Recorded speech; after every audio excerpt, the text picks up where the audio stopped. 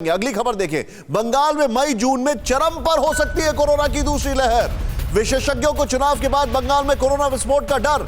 चुनाव के दौरान सभी गाइडलाइंस का धड़ल्ले से उड़ रहा है मजाक। 24 घंटे में पश्चिम बंगाल में कोरोना के 1300 नए केसेस।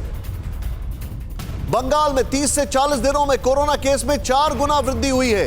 ये देखिए, चुनावों के बारे में जो लोग बोल रहे थे, अब मैं आपको ये दिखा रहा हूं। मैं चाहूंगा जरा इस ब्रेकिंग के बाद राहुल जरा तीनों तस्वीरें दिखाएं। हरिद्वार, दादर सब्जी मंडी और पश्चिम बंगाल।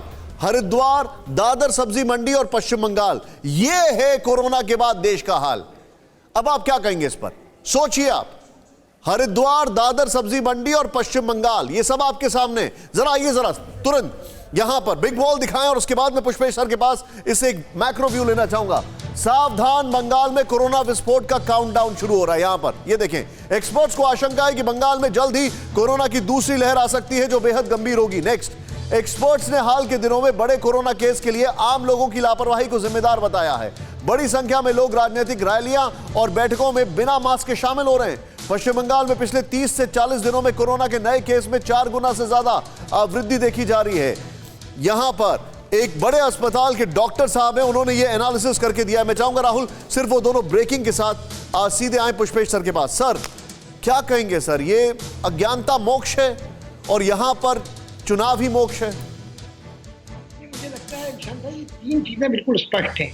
हमको ये बात कबूल करनी पड़ेगी, हम कितने ही आस्थावान क्यों ना हो, कितने ही बड़े आस्तिक क्यों ना हो, धर्म हमारा निजी मामला है। सार्वजनिक क्षेत्र में महामारी के काल में, संक्रमण फैलाने वाले रोग के काल में उसका कोई स्थान नहीं है। इसमें धर्मनिरपेक्षता का कोई प्रश्न नहीं है। यदि भारत अपने को घोषित भी कर ले कि हिंदू राष्ट्र है, तब भी कुंभ मेले पर कोई ना कोई अंकुश लगाया जाना चाहिए।